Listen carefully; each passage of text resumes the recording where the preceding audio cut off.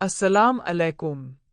کیا آپ جانتے ہیں کہ اسلامی تاریخ کا وہ لمحہ جب حضرت امام حسین کربلا پہنچے صرف ایک سفر کا اختتام نہیں بلکہ حق اور باطل کے درمیان ایک عظیم معرکے کا آغاز تھا؟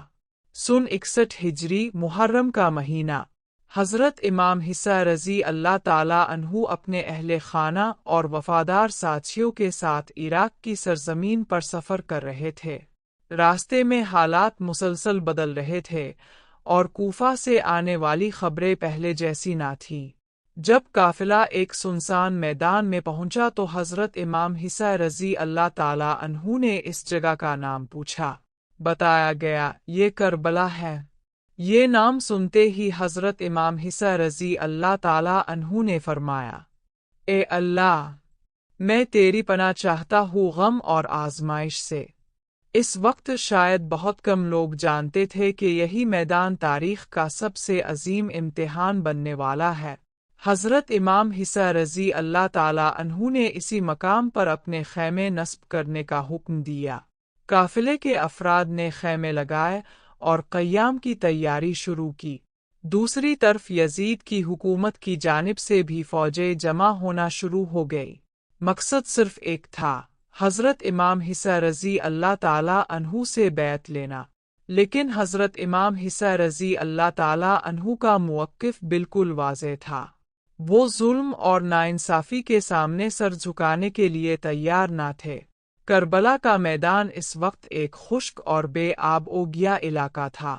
گرمی شدید تھی اور حالات دن بدن مشکل ہوتے جا رہے تھے۔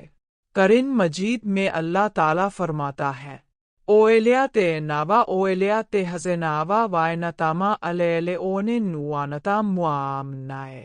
ترجمہ: کمزور نہ پڑو اور غم نہ کرو، اگر تم مومن ہو تو تم ہی غالب رہو گے۔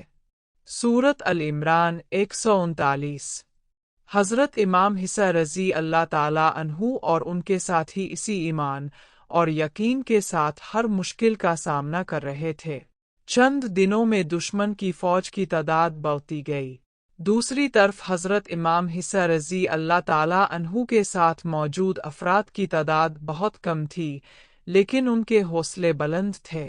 حضرت امام حسین رضی اللہ تعالیٰ عنہ نے اپنے ساتھیوں کو بار بار صبر، استقامت اور اللہ پر بھروسے کی تلقین فرمائی۔ روایات کے مطابق آپ نے فرمایا کہ ہمارا مقصد اقتدار حاصل کرنا نہیں بلکہ امت کی اصلاح اور حق کو زندہ کرنا ہے۔ کربلا میں قیام کے دوران پانی تک رسائی بھی محدود کر دی گئی۔ حالات مزید سخت ہو گئے، مگر حضرت امام حسین رضی اللہ تعالیٰ عنہ اور ان کے ساتھی ثابت قدم رہے۔ یہ صرف ایک لشکر نہیں تھا بلکہ ایسے لوگوں کا قافلہ تھا جو اپنے اصولوں اور سچائی کے لیے ہر قربانی دینے کو تیار تھے۔ محرم کی 7ویں تاریخ تک صورتحال انتہائی نازک ہو چکی تھی۔ دشمن نے دریائے فرات کے راستے پر بھی پابندیاں لگا دے۔ اس وقت حضرت امام حسین رضی اللہ تعالیٰ عنہ نے اللہ تعالیٰ کی بارگاہ میں دعا کی، صبر کیا اور اپنے ساتھیوں کو بھی صبر کی تلقین فرمائی۔ کربلا کی سرزمین اب آنے والے عظیم واقعے کی گواہ بننے والی تھی۔ ہر گزرتا لمحہ تاریخ کے ایک نئے باب کو جنم دے رہا تھا۔ حضرت امام حسین رضی اللہ تعالیٰ عنہ جانتے تھے کہ آگے کا راستہ آسان نہیں، لیکن حق کے لیے قربانی دینا ہی ان کا مقصد تھا۔ یہی وجہ ہے کہ آج 1400 سال بعد بھی کربلا کا نام آتے ہی حضرت امام حسین رضی اللہ تعالیٰ عنہ کی استقامت، بہادری اور حق پر ثابت قدمی یاد آتی ہے۔